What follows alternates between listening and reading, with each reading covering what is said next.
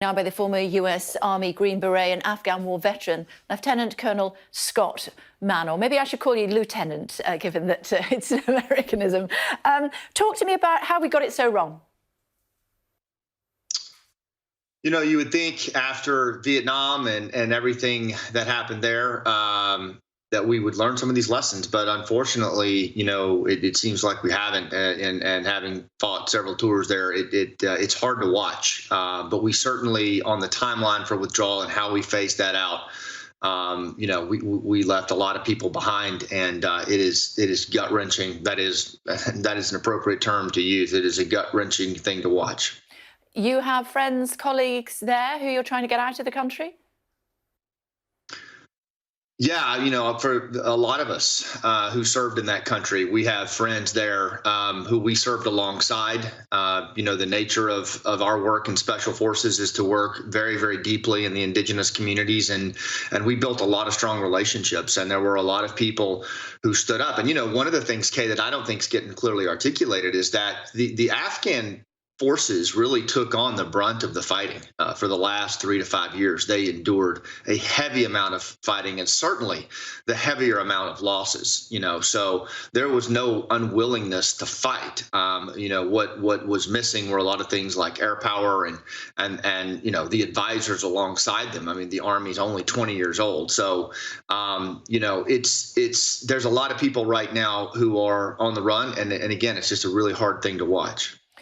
Well, President Biden would say that a lot of military hardware was left behind for the Afghan security forces. So why did it go so wrong? Was it because the Taliban are ruthless, cunning fighters, or was it that the security forces just weren't ready? You know, I think that hardware is hardware. Those are just tools, and you know what these are fledgling forces, even though it seems like, I mean, 20 years is a long time.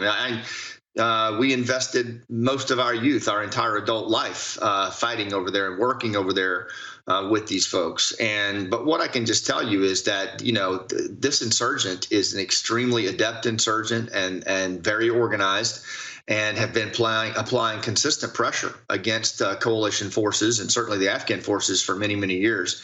And it takes time. It takes time to build that kind of capacity. And they needed more time, certainly with our advisors at their side. And I hope that's a lesson that the Western community, that NATO learns, is that when we go in, capacity building is a real thing, but when you break it, you buy it. You've got to stay in there and work shoulder to shoulder for the duration. And it doesn't have to be 100,000 troops, but we do need to stay with them during these rough times. But 20 years is a long time. I was speaking to someone who advised President Trump about the withdrawal, and he said we couldn't stay there forever. Well, you know, what I would point to is you know, the United States, Great Britain, they have a long history of capacity building and working surgically in countries that are at risk and helping them build up, you know, an antibody to extremism, which is a local populace or a partner force that's willing to stand their ground. I mean, I point to the Philippines, to Colombia, certainly for the United States, where we've had immense success in doing that. And I think it's something that, as we face violent extremists like ISIS and Al-Qaeda in the future, we're going to need the ability to build capacity in these countries. And it's a multi-decade endeavor, but we can't do it with these heavy footprints like we did in Afghanistan. It's got to be a more surgical footprint with commandos, advisors, Marines. And we have a history of doing that. We just need our politicians and our bureaucrats to catch up. What do you think is going to happen now as far as US military personnel is concerned on the ground?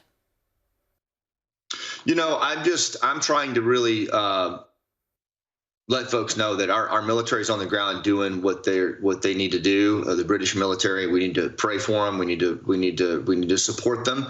And really, I would ask that our politicians and everybody involved in this stop blaming other politicians and stop blaming other administrations, and certainly stop blaming the Afghan people.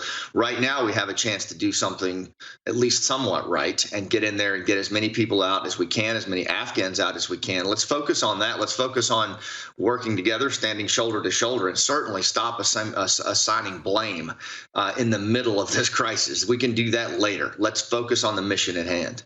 One of our former politicians described that as examining your entrails in the midst of battle. Never a good idea. Lieutenant Colonel, it's good to talk to you. Thank you for staying up for us this morning in Florida. Appreciate it.